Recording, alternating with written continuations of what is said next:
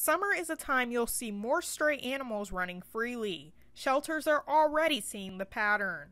We are seeing an influx, and we always do see an influx of animals come into the shelter stray. The increase in cats is especially common for the Anna shelter. A lot of feral cats are having kittens in people's garages. We just had a call today. Somebody just opened their boat up and there was a mom with kittens in their boat. And so as far as cats and kittens, this is the season for us that we are just inundated. Seeing a stray animal isn't always a bad thing. Usually around this time of year, it's not because of neglect or carelessness. You get perfect temps like early in the morning. So you tend to see a lot of animals come in stray later in the evening and early hours in the morning. And that's where they either get out, or maybe say their owner's getting ready for work and they put them in a fenced in yard. Well, maybe there was a hole under that fence, or part of that fence was broken and they got through it somehow. It's important for pet owners to be prepared in the event that your animal finds its way away from home this summer. Proper identification increases the chance of shelters finding where the pet belongs. It's also the law to have your pet properly identified.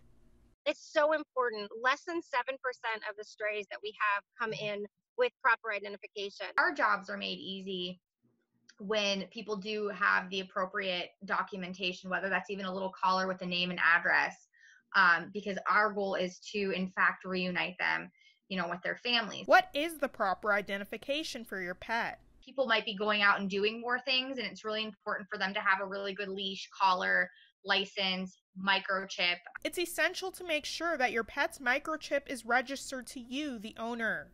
There are a number of different places in Erie where you can get identification for your pet. We have them at our shelter. I know there are some subsidiaries that have them through the city and the county. A lot of vet offices, I think, have them. I know the courthouse has them. If you see a stray animal, here's what you should do. But if this is just a dog that you found and you don't want to bring it to a shelter, I would, hang on to the pet, but actively try to pursue finding those owners. And in the event that those owners don't come forward in, maybe more than 48 to 72 hours, that's when I think that you can start thinking about, like, hey, am I going to keep this pet? If I'm going to, I need to get it to a vet. I need to get it looked at. I need to find appropriate identification. There's a difference when it comes to considering a cat a stray. Cats are free roaming in Pennsylvania, so there's a difference. My cat's allowed to hang out on your porch. Not my dog. So that's just a Pennsylvania law. So we do tell people, unless the cat is sick or injured, let it go home. Don't feed it. Don't give it a reason to stay. Social media is another great tool when trying to reunite a stray with its family. I think Erie Animal Network is a fantastic tool.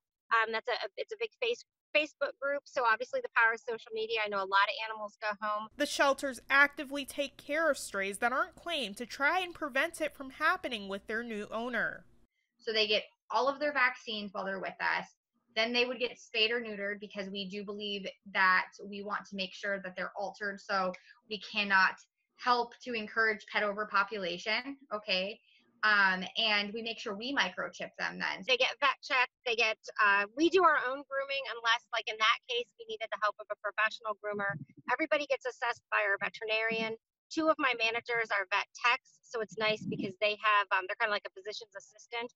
So they have some capabilities as far as the medical stuff goes.